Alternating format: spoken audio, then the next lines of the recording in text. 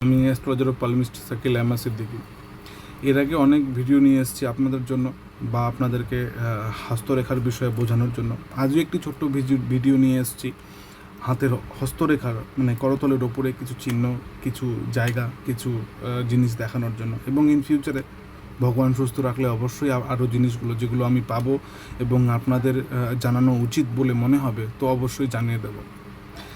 হাতের করতলে আমাদের বিভিন্ন রেখা চিহ্ন, বিভিন্ন তিল, বিভিন্ন ছোট বড় প্রধান রেখাগুলো বিভিন্নভাবে আমাদের জীবনে প্রভাব বিস্তার করে থাকে। অকেজো বলে কিছু নেই বা অকেজো রেখা বা নেই রেখাটির কোনো গুরুত্ব নেই। প্রত্যেকটি রেখার কিছু না কিছু গুরুত্ব আছে। যদি ঠিক করে সেটা বিচার করা হয় বা সঠিকভাবে বিচার করা হয় তো তার একটা নির্দিষ্ট ফল পাওয়া যাবে। আজকে একটি হাতের বা যে হাতের বিষয়ে আমি আলোচনা করব সেই হাত করতলটি একজন 32-33 বছর, খুব বেশি হলে 35 বছর এক জাতকের। হাতটির মধ্যে একটি ভিন্ন জিনিস দেখলাম বলে আপনাদের সামনে তুলে ধরার চেষ্টা করলাম। তো ওই জাতকের হাতে বিবাহ রেখার বিষয়ে আপনাদের সামনে কিছু জিনিস আমি তুলে ধরব। আমরা জানি যে কুষ্টিতে বিচারের জন্য, বিবাহ বিচারের জন্য আমরা সপ্তমপতি, সপ্তম ভাব, পঞ্চম ভাব, দ্বিতীয় ভাব, চতুর্থ ভাব, দ্বাদশ ভাব প্রভৃতি দেখে থাকি।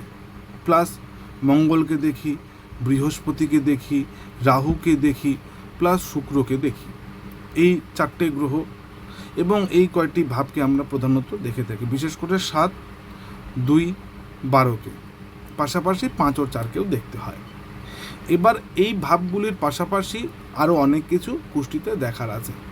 এবার যদি কারো হস্তরেখা বিচার হয় বা হস্তরেখা বিচারের ক্ষেত্রে যদি কারো আমি হস্তরেখা বিচারের ক্ষেত্রে যদি আমি দেখি, তাহলে প্রথমত তার দেখতে হবে তার জাতকের শুক্রের স্থানটাকে দেখতে হবে আমাকে। শুক্রের স্থান কেমন আছে, এটা কোনো জাতক বা জাতিকার শুক্রের স্থান ঠিক বুড়ো আঙ্গুলের নিচে।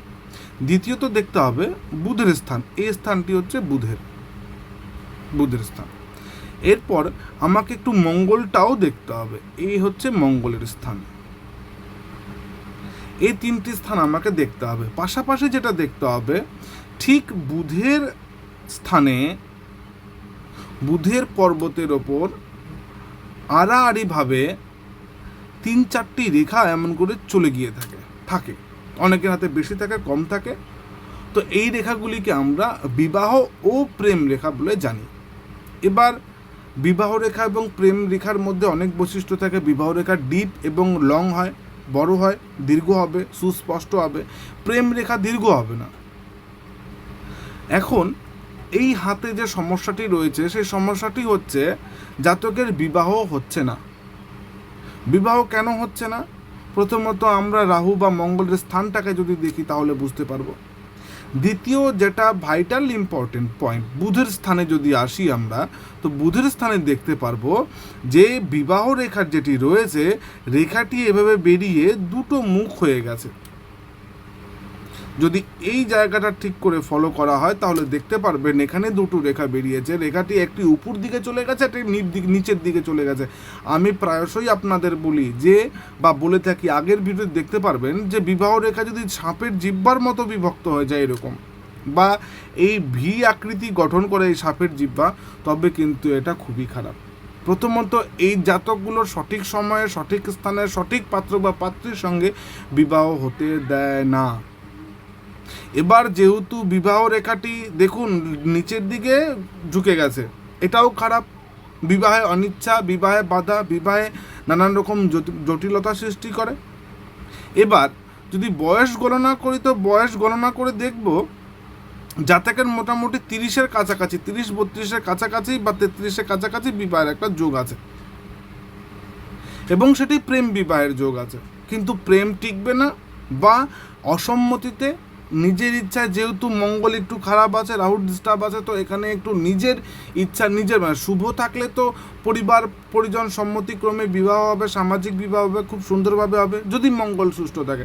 এখানে মঙ্গল একটু অশুভ, কারণ এখানে দেখতে পারবেন আপনারা এখানে ক্রস মার্ক একটু দেখতে পাচ্ছেন। এখানে দেখবেন যদি ভালো করে তো মঙ্গলের স্থানে না একটা ছোট্ট ক্রস মার্ক রয়েছে, এটা মাঙ্গলিকের কিন্তু নির্দেশ দিচ্ছে।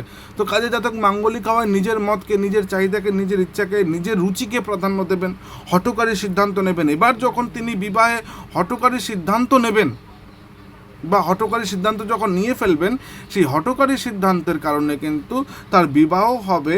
এবং যেহেতু এই বিবাহ রেখা সাপের জিহ্বার মধ্যে স্প্লিট হয়ে গেছে, টুকরো হয়ে গেছে, এটা কিন্তু বিবাহিত জীবন ধ্বংসের কারণ ইন্ডিকেশন দিচ্ছে। বিবাহ রেখা যদি ওপর দিকে উঠে যায় তবে বুঝতে হবে যে জাতক বা জাতিকার পার্টনার যে আছে, পার্টনার কিন্তু গত হবে। এবার যদি বিবাহ রেখা নিচের দিকে নেমে যায় তাহলে বুঝতে হবে এই ব্যক্তির বিবাহিত জীবন কলহ, মামলা, মোকদ্দমা বা সাংসারিক অশান্তির কারণে একটা বিচ্ছেদ করতে পারে, বা মামলা মোকদ্দমা আসতে পারে, ডাইভোর্স হতে পারে। এবার এই সাপের এই বিবাহ রেখা যদি বেরিয়ে সাপের জিহ্বার মতো কিছু দূর গিয়ে আবার ঠিক হয়ে যেত, তাহলে বলতাম না বিবাহিত জীবন ভালো আছে বা ভালো হবে। যেহেতু হয়নি, তো এখানে ভালো হওয়ার কোনো অবকাশ আমি পাচ্ছি না। এবং এর প্রথম বিবাহ যেহেতু এ সাপের জিহ্বার মতো স্প্লিট হয়ে গেছে, মঙ্গলের স্থানে ক্রস রয়েছে, আমি কিন্তু মোটেও ভালো দেখছি না বিবাহ স্থান। কাজেই এই জাতক বা যাদের হাতেই এই ধরনের এই বিবাহ রেখা দুভাগে বিভক্ত হয়ে গেছে, বিবাহ রেখা নিম্নমুখী হয়ে গেছে, বিবাহ রেখা ঊর্ধ্বমুখী হয়ে গেছে, বিবাহ রেখা এগিয়ে একটু গ্যাপ হয়ে আবার এগিয়ে গেছে, মাঝখানে কোনো জব চিহ্ন রয়েছে, মাঝখানে কোনো ক্রস চিহ্ন রয়েছে, বিবাহ রেখার মাঝখানে কোনো ক্রস চিহ্ন রয়েছে, বিবাহ রেখার শেষে ক্রস চিহ্ন রয়েছে, এটা কিন্তু মোটেও শুভ বা ভালো বিবাহের ইন্ডিকেশন দেয় না। যাদের হাতেই রয়েছে তারা সাবধান, তারা নিজের সম্পর্কের প্রতি ধ্যান দিন, নিজের ভাই বোনের সাথে ভালো ব্যবহার করুন, নিজের কথাবার্তার মধ্যে সংযম ব্যাপারটা নিয়ে আসুন, ভেবে চিন্তে কথা বলুন, বলবেন না, বা হুট করে যা মুখে আসলো বলবেন না। কারণ বুধের স্থানে যে ক্রস, তার বুধের অবস্থাকে খারাপ করছে, মুখের বাণীকে খারাপ করছে, আপনার বাক্যকে খারাপ করছে। তো মুখের ওপরেই অনেক কিছু, আপনার বাক্যের ওপরেই অনেক কিছু, যদি এটাকে সংযত করতে পারেন আপনার বৈবাহিক জীবন কিছুটা হলেও সেফ থাকবে। যাই হোক, আজকে এইটুকুই বলার ছিল। যাদের হাতে এই সাইন বাই চিহ্ন রয়েছে অবশ্যই কমেন্ট করে জানাবেন, আমি অবশ্যই দেখব এবং কতটা কি আছে না আছে বা আমার তরফ থেকে যতটুকু হেল্প করার হয় আমি করে দেবো। ধন্যবাদ, ভালো থাকবেন।